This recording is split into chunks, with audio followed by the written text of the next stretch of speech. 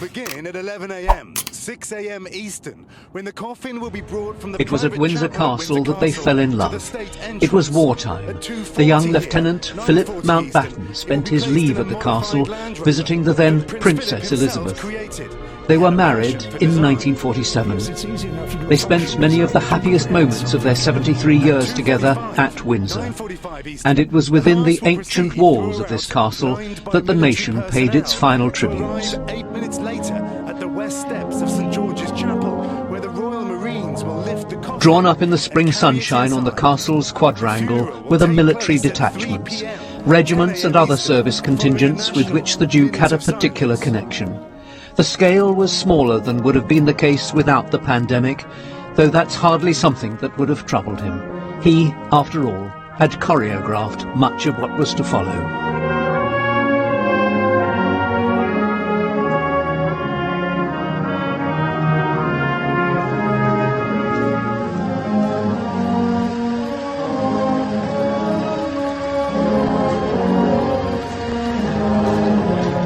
The Land Rover hearse, which the Duke had helped to design, moved to its position by the state entrance.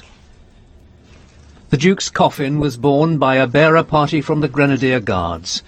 The coffin was covered with his personal standard and surmounted with his sword and naval cap. With great care, it was placed on the hearse.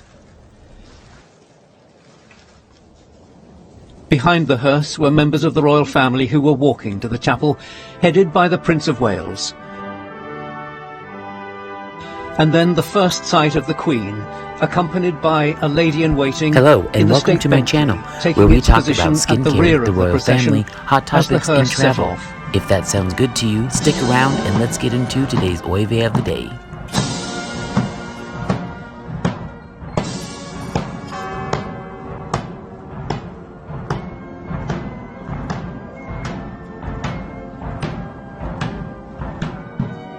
Among the members of the family walking behind the coffin were Princes William and Harry, the focus of much attention, not walking side by side, but with their cousin Peter Phillips between them.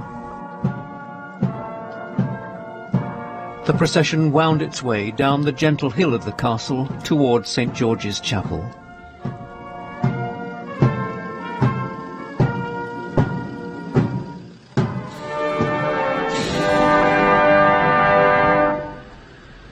At the west steps of the chapel, a bearer party from the Royal Marines removed the coffin from the hearse to take it up the steps to the chapel.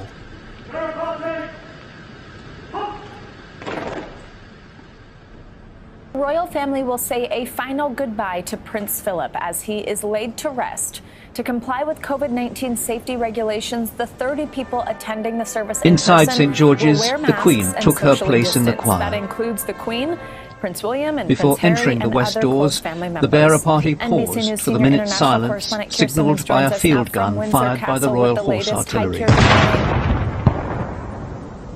Savannah, good morning to you. Behind me, St George's Chapel, where the actual... The coffin was borne into the chapel and placed on the catafalque.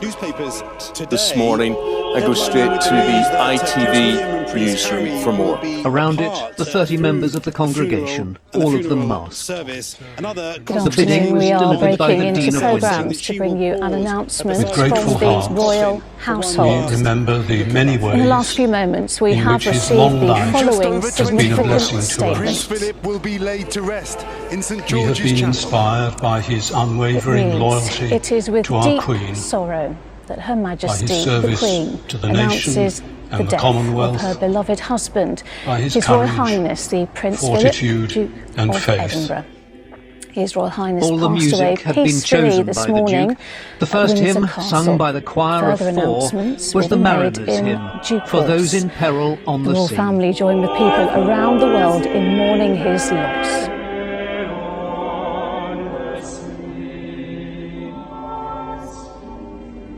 The small congregation sat in its family groups. The Queen sat alone.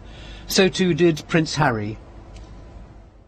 After the prayers and the commendation, a distinctive touch typical of the Duke, Royal Marine buglers sounded the Royal Navy's call to action stations.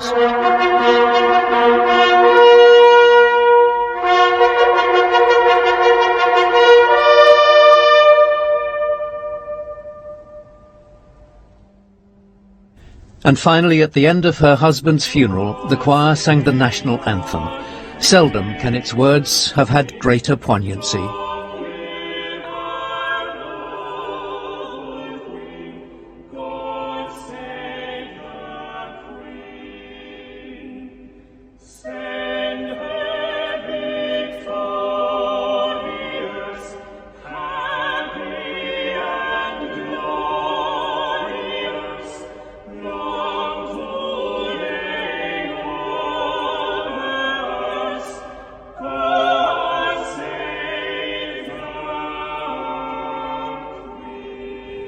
Nicholas Witchell, BBC News.